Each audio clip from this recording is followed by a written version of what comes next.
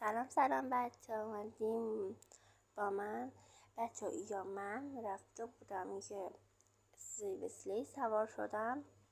بچه این خیلی ترسناکه، یعنی کامل میچرخید، حالت مثلا انگار داری یه چیزی تو دهنت، اینطوری بود بچه. یعنی من وقتی اومدم بیرون انگار سرگیچه داشتم، سرم وقتی نشستم تو ماشین اینقدر درد گرفت، یعنی از ته سرم اونجا داشتم جیغ میزدم چون کامل میچرخید. من دیگه خفه شده بودم، یعنی از ته سرم داشتم جیغ میزدم. خب همین. و تا ولاگای بعدی و بچه قبل از که خدافزی کنم کانال منو سابسکرایب، لایک و کامنت حتما بذارین